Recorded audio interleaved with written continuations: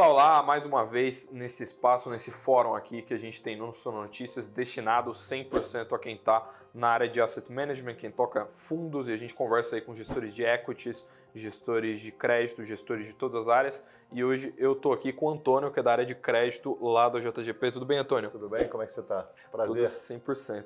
E a gente trouxe ele aqui um pouco para falar sobre como é que funcionam os fundos lá da casa e como que ganha dinheiro com infraestrutura, como é que funciona esse setor que muitas vezes é um pouco distante do investidor pessoa física. Antes de tudo, antes de a gente falar dos fundos, do setor de modo geral, pedir só para você se apresentar para o pessoal, Claro. né? Você está lá desde 2014, pelo que você me falou, né? E a JGP é também famosa por ter sido fundada pelo Jacurski, que é um dos grandes nomes do mercado de capitais brasileiro, né? Inclusive fundou a própria... o próprio BTG Pactual, um cara muito relevante. O que você faz lá hoje, o que você toca e como é que é trabalhar na JGP lá, como é que funciona a Asset, você tromba o Jacurski no cafezinho, na Copa, como é que funciona? Claro. Bom, primeiro um prazer estar aqui com vocês e tentar explicar um pouco mais, né, sobre esse universo de crédito, especificamente sobre infraestrutura. Eu estou lá na JGP desde o início da área de crédito, né? A gente começou a área de crédito em 2014 e eu, por acaso, entrei no dia que a gente abriu o nosso primeiro fundo, que foi o JGP Corporate. Na época a gente tinha só 30 milhões e era basicamente dinheiro de sócios que fizeram um aporte para a gente começar a área, mas a JGP já tem seus 25 anos de história, né? A JGP começou fundada pelo André, né, Jacurski, mais o Paulo Guedes nos fundos de multimercado, depois vieram os fundos de equity e, por último, na área de crédito aí em 2014. Né? Eu tive a sorte, né, de participar desde o início do projeto. A gente começou atuando nos fundos líquidos, então sempre investindo no mercado local e no mercado lá fora, né? Então comprando bonds. E de 2019 para cá, a gente começa a diversificar um pouco mais a área. Então a gente lança os nossos fundos de agro, né? O FIAGRO, né, ser tipado e o listado. A gente lança os nossos fundos de ESG, a gente lança a nossa área de fundos mais estruturados, né, a gente chama de Special Situations. A gente lança os nossos fundos de previdência e também a parte de infraestrutura. Eu entrei lá, na época, como estagiário ainda, né, no final de 2014, e sempre fui o analista responsável pela análise dos ativos no mercado local. Nos últimos 2 anos e meio, eu mudei um pouco a figura, né, eu continuo fazendo análise de mercado local, mas eu assumi também esse papel de gestão quando a gente fala do segmento de infraestrutura. Então, hoje eu já estou lá, vou completar 9 anos, né? Passa muito rápido o tempo. E a JGP, com os seus 25 anos de história, né, é uma asset muito representativa no mercado, acho que muito conhecida. E é muito bom trabalhar lá, né? E o André, né, não tem como não encontrar, ele está sempre chegando lá por volta de 8h15, fica até 7h30, 8 da noite também. Ele trabalha mais que... acho que boa parte do mercado financeiro, né? Não é à toa que ele é tão conhecido, né, e faz tanto sucesso aí na carreira. Perfeito. E você falou que está mais na área de crédito, né? E a gente estava conversando aqui antes, você estava falando, né, que o multimercado tem uma fatia relevante, né, meio que o carro-chefe de vocês, mas hoje você falou que você já tem um patrimônio relevante aí na estratégia de crédito. Como é que funciona a divisão ali dentro da Asset? Você falou que vocês têm FIAGRO, tem fundos de infraestrutura. Quanto dinheiro vocês têm hoje nessa estratégia de crédito? Quão relevante ela é dentro da JGP hoje? Tá bom. Hoje na Asset da JGP a gente tem 20 bilhões. Desses 20 bilhões, 8 bi 700 mais ou menos são nos fundos de multimercado, né, que foram os primeiros fundos da casa. A gente tem perto de 3 bi ali nos fundos de equity. E a área de crédito, mesmo sendo a área mais nova, né, a área que tem tido o crescimento mais relevante, então a gente está chegando aí 8,5 bi sob gestão. Estamos quase que ali no mesmo tamanho, né, dos fundos de multimercado. Fora isso, a gente tem também a nossa área de wealth, então lá tem outros 15 bilhões. Então, quando você olha a JGP como gestora, né, é um total aí de 35 bilhões, sendo 20 bi na Asset e outros 15 bi aí no Wealth. Perfeito. E dentro da área de crédito ali, vocês têm investimentos em infraestrutura, né, que eu acho que é um setor relevante no Brasil hoje e tal, e assim como outros tipos de fundos, vocês têm investimentos em debentures, né, de debentures incentivadas, que, diga-se de passagem, são uma classe de ativo que você tem isenção de imposto de renda, né, e tal. E acaba sendo especificamente um ativo que às vezes não é tão próximo do investidor pessoa física, né, às vezes ele está olhando mais para a renda fixa, alguns títulos mais populares, ou para equities, ou o cara só deixa lá com fundo e tal. Pro cara que vai investir com vocês, assim, supondo, o cara quer comprar hoje um pouco de quer aportar em infraestrutura porque ele achou que o setor é legal e tal. Como é que é a carteira do fundo de infraestrutura de vocês e como é que vocês ganham dinheiro com esse setor, né? Porque a gente sabe que é um setor que no Brasil tem demanda pra caramba, tem, né, infraestrutura é um setor que a gente associa bastante a uma coisa que o Brasil sempre está precisando, né? Então, Sim, assim, como é que você ganha dinheiro investindo nesse setor? Bom, vamos lá. Deixa eu dar primeiro uma visão geral da área, né, em termos de posicionamento do produto e tamanho, depois a gente entra um pouquinho em infraestrutura.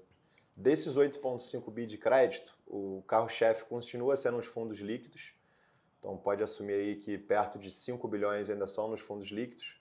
A gente tem hoje mais ou menos 1 bi 200 nos fundos de previdência.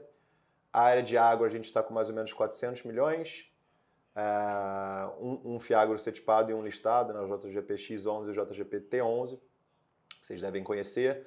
A gente tem mais ou menos hoje 450 milhões na estratégia de infraestrutura, a gente tem 400 milhões na nossa área de Special Situations e a gente tem outros 550 milhões num fundo mais estruturado, que tem um passivo de mais locapado, né? Ele é um D360 e aí com isso a gente promete um retorno um pouco mais alto, né? E ele é um fundo que tem uma carteira com ativos um pouco mais ilíquidos, né? A gente tem alguma coisa de FDIC, a gente tem uma coisa de debentures high yield, mas hoje isso é mais ou menos a composição, né? Quando a gente fala só desses 8,5 bi de crédito. Falando um pouco de infraestrutura, né, e acho que de todas essas áreas foi a nossa área mais nova. A gente abriu o nosso primeiro fundo tem 2 anos e meio e ele teve uma captação super forte esse ano, né, chegando aí próximo desses 450 milhões. A gente até, infelizmente, né, para vocês, a gente teve que fechar o fundo aí em outubro agora, final de outubro, por uma questão de capacity, né? Isso é uma coisa que a gente preza muito, né? Não adianta só crescer por crescer e eventualmente tá deixando a rentabilidade do produto cair. A gente, desde o início, a gente é muito forte em gestão ativa, né? Então a gente está sempre procurando vender um papel que a taxa fechou bastante, substituir por um papel com uma taxa mais interessante e ter também esses ganhos, né, de marcação ao mercado. A gente tinha um problema específico com a infraestrutura, que era o tamanho do mercado, né? Quando você olha ali por volta de 2017, 2018, a gente tinha mais ou menos 50 bilhões de debêntures de infraestrutura a mercado, né? E era um tamanho que a gente não considerava grande o suficiente justamente para a gente fazer essa gestão ativa, né? Para a gente conseguir tá comprando e vendendo e tendo esses ganhos de marcação ao mercado e também para ter uma carteira diversificada, né? Eu acho que uma das grandes vantagens de você investir via fundo e não investimento direto, ter essa diversificação fora o nível que você compra, né? Os fundos, por terem boletas maiores, geralmente você compra o ativo também numa taxa bem mais interessante. Então a gente olhou ali pela primeira vez em 2017, abriu o nosso fundo de infraestrutura, a gente achava que o mercado não era muito grande, a gente acabou deixando de lado e foi aí crescendo em outros segmentos. 2 anos e meio para cá, a gente mudou um pouco a nossa visão, o mercado já tinha crescido, a gente via novas oportunidades de investimento, então a gente lançou o nosso fundo, que é o que eu comentei para vocês hoje, que está chegando aí, já chegou na verdade a 450 milhões mais ou menos ali, sob gestão. Especificamente sobre o mercado de infraestrutura, ele é um mercado, como você comentou muito bem, muito subinvestido. Hoje, para vocês terem uma ideia, o Brasil investe mais ou menos 160 bilhões por ano em infraestrutura, né? E aí, os principais setores, né? A gente bota ali energia elétrica, rodovias, saneamento, telecom, ele acaba tendo uma concentração um pouco maior porque são os setores que você consegue fazer emissão de infraestrutura, né? Não é todo setor que é permitido. Mas para vocês terem uma ideia, tem alguns estudos que mostram que para o Brasil começar a reduzir os grandes gargalos, né, para as grandes potências, a gente precisaria estar investindo 400 bilhões por ano. Então, a gente ainda investe muito abaixo do que a gente deveria investir e é um setor que a gente enxerga um crescimento muito grande. E aí, para isso, né, eu acho que a gente vai precisar de um crescimento no mercado de capitais, então a gente vai precisar de outros fundos lançando produtos nesse setor para a gente ter um passivo adequado. Fora isso, a gente vai precisar também de mais BNDES, vamos precisar dos bancos privados, do banco de fomento. É um setor que a gente espera ter um crescimento muito grande. Então, com isso, a gente está muito otimista mesmo para esse setor, né, quando a gente fala com o mercado. Mas para a pessoa física, como você comentou, ele acaba sendo muito interessante pelo fato de ter isenção.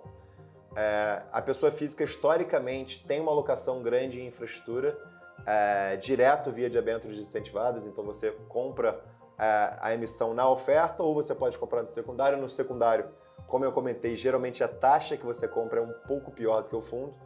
Então faz menos sentido para a pessoa física comprar no mercado secundário, mas justamente por ter isenção, é uma coisa que a pessoa física, é um investimento que a pessoa física costumava gostar. O que mudou recentemente? Quando a gente olha nos anos anteriores, a pessoa física que investia em debênture de infraestrutura, ela não tinha marcação a mercado.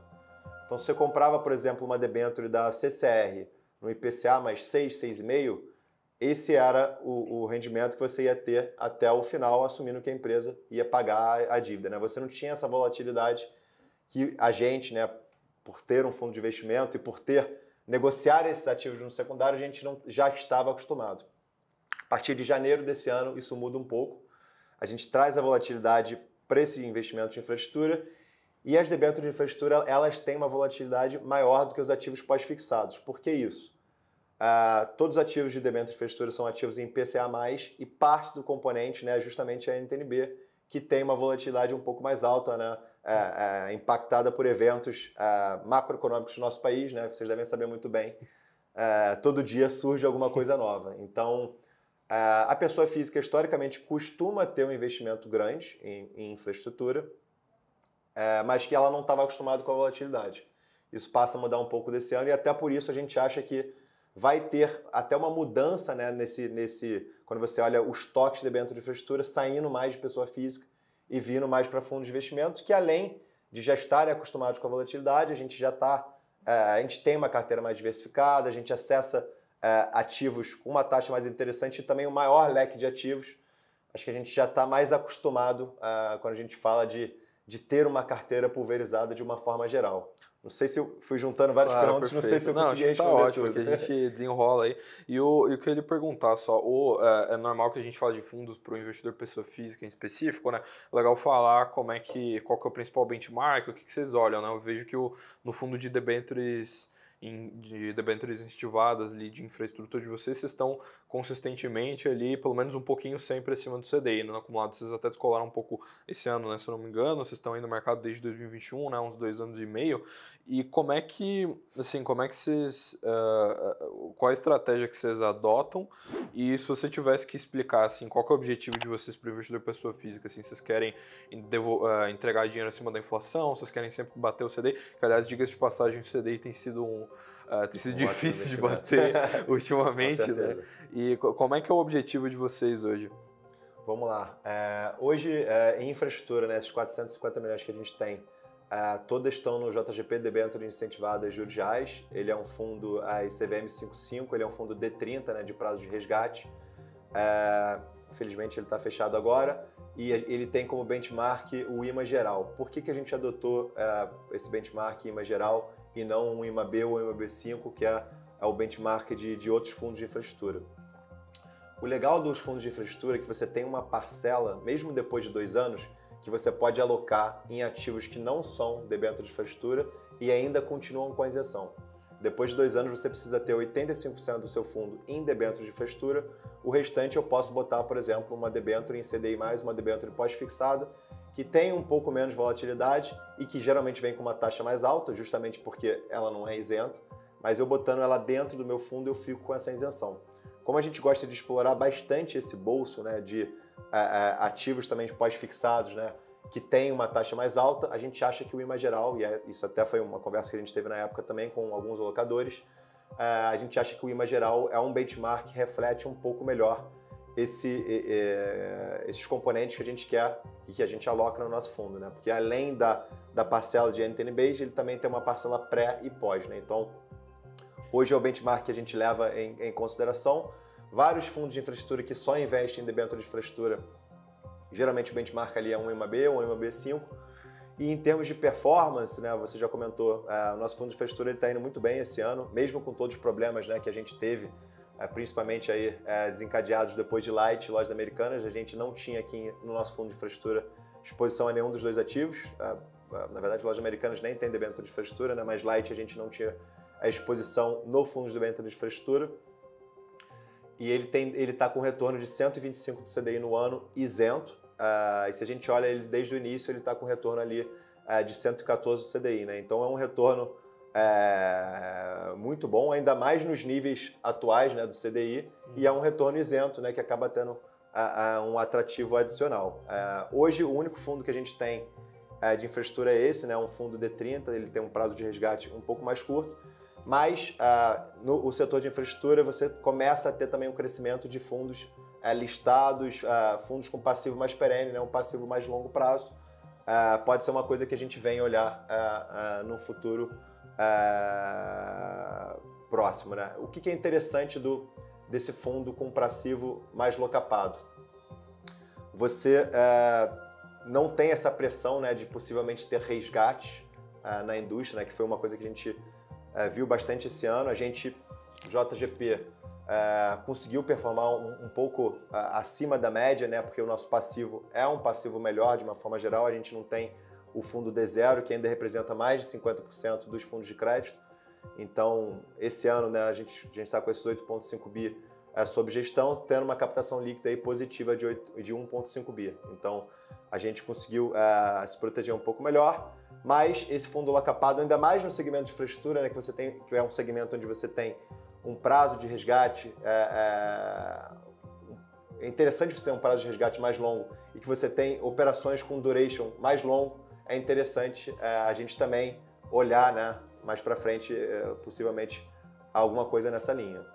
Perfeito. E falando um pouco de ativos, né, de carteira, é sempre legal, sempre que a gente traz o pessoal aqui, a gente gosta de falar, né, quais posições que o pessoal tem, o que eles estão olhando no mercado hoje. E é até legal falar porque, às vezes, em equities, você fala de alguma empresa, está mais próximo da pessoa, né? Então, você fala, sei lá, tenho posição em Magalu, em Vale, em Petrobras, a pessoa conhece. E o mercado de crédito, eventualmente, ele pode ou não, né, ser um pouco mais próximo do investidor pessoa física, né? Ter debênture que uma pessoa conhece e tal. Uhum. Quais as debêntures que vocês têm hoje? Se tem alguma de alguma empresa que o pessoal conhece mais? E quais que são as principais posições? Como é que fica a distribuição percentual da carteira de vocês hoje, considerando que vocês estão, salvo engano, quase que 100%? É caixa de debêntures, né, o fundo de infraestrutura. Isso. Hoje ele já é um fundo que está 100% alocado.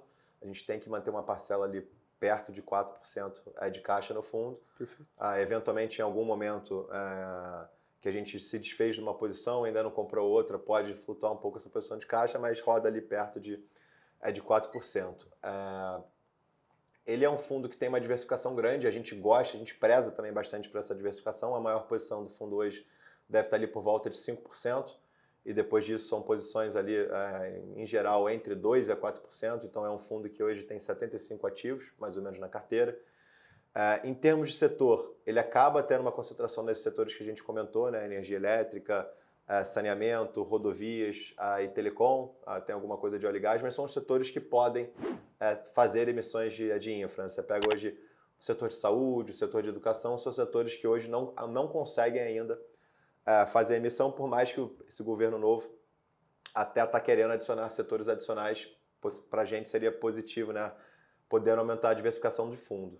De nomes específicos, né, a gente tem alguns mais conhecidos, talvez uma CCR, uma Eco Rodovias. Estão na bolsa, inclusive, né? Estão na bolsa, esses são empresas listadas. A gente tem a Arteris, também é muito grande no setor de rodovias, mas não é um ativo listado.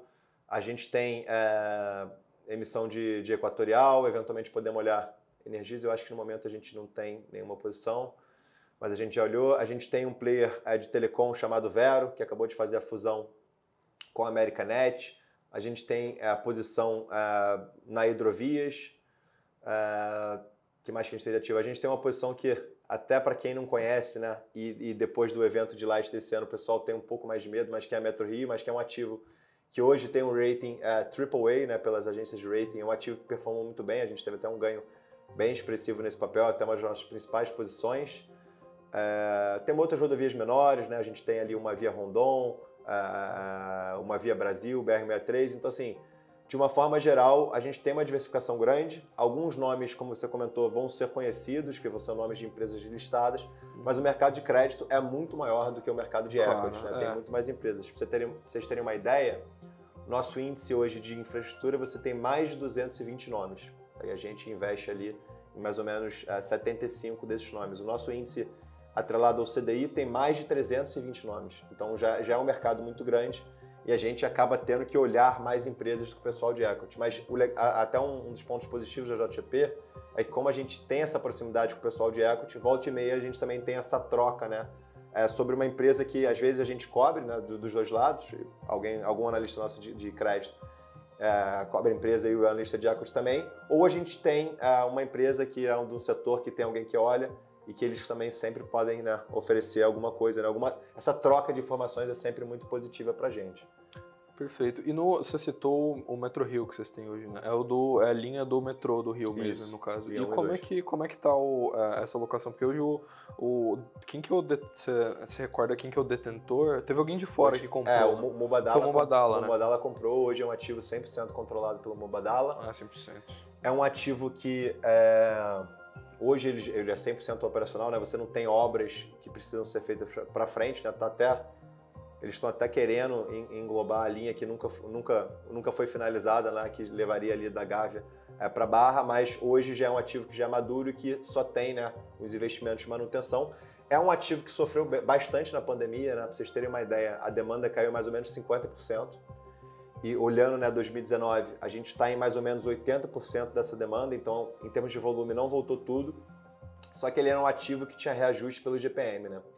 E aí a gente pega 20 e 21, o GPM teve um retorno muito alto, então quando você olha a receita do Metro Rio, né, que engloba tanto volume como esse reajuste de tarifa, a gente já está acima de 2019 e é um ativo que está gerando caixa, né? Eles até soltaram o resultado do terceiro TRI recente, é um ativo, né, que está com margem EBITDA ali perto de 35%, que não tem nenhuma necessidade de captar novas dívidas para frente, ele basicamente só paga os juros e amortizações, mais esses investimentos que ele ainda tem que fazer de manutenção, e está com uma alavancagem ali hoje perto de 3,5 vezes, né? Então é um ativo que vem se desalavancando, já que ele está gerando caixa, e é um ativo que está performando super bem, né? A gente até montou uma posição para Metro Rio, também fora dos nossos fundos de infra, mesmo sendo um ativo, uma debênture de infraestrutura, lá a gente faz só a proteção, né? A gente compra o DAP para a gente ficar no ativo pós-fixado. Mas é um ativo que a gente gosta muito. Com o evento de Light desse ano, né, o ativo ser localizado no Rio, acho que o pessoal tem um pouquinho de medo, mas a gente, né, por ter um time de análise hoje de 24 pessoas, né, já ter esse histórico de crédito há 9 anos, eu acho que a gente tem até a obrigação de olhar esses nomes, né, um pouco menos conhecidos, né, do varejo, mas que vão entregar um retorno um pouco mais alto e não necessariamente são mais arriscados, né? O Metro Rio é uma posição até que a gente tem bastante convicção que vai performar bem aí nos próximos anos. Perfeito. Só para a gente ir se encaminhando aí para o final do nosso papo também, de uma maneira bem resumida, você citou aquela questão do governo até contemplar mais setores e tal, seria para os setores que entrariam que poderiam emitir debêntures incentivadas, é isso? Você acha que isso é promissor? Assim, que pé tá isso só para explicar para o pessoal que eventualmente não sabe muito como é que funciona, porque são alguns setores específicos. Sim, né? Hoje, não são, como eu comentei, não são todos os setores que podem emitir. Você olha os investimentos que vão ser realizados nos próximos anos para frente e também para trás, para ver se você tem lastro para fazer essa emissão. E você tem que pedir uma autorização para você conseguir fazer essa emissão. O que esse governo novo, né, anunciou? São 6 setores, eu não recordo todos de cabeça, mas os principais são saúde e educação, que você começaria a poder fazer a emissão de infra para a gente, para frente. Isso é muito interessante, como eu comentei, porque melhora, né, a diversificação dos produtos e para os setores, como a infraestrutura tem isenção, geralmente as taxas que você faz a emissão são menores do que quando você faz uma emissão de uma debênture pura e simples, né? Então, o setor que vai ser incluído vai estar fazendo uma emissão com custo mais competitivo, então vai melhorar ali a geração de caixa para a empresa, para a gente melhora a diversificação. Isso está para ser tramitado, provavelmente deve ser resolvido aí até o final do ano, e a gente tem que ver quanto tempo que vai demorar para botar em prática, né? Não sei se vai ter um tempo inicial para quem investe em infraestrutura e não conhece esses setores, né? A gente lá acaba tendo todos os produtos, então a gente já olha muito bem o setor de saúde, o setor de educação, mas tem casas que simplesmente só tem o fundo de infraestrutura, então não estão acostumados com esses outros setores.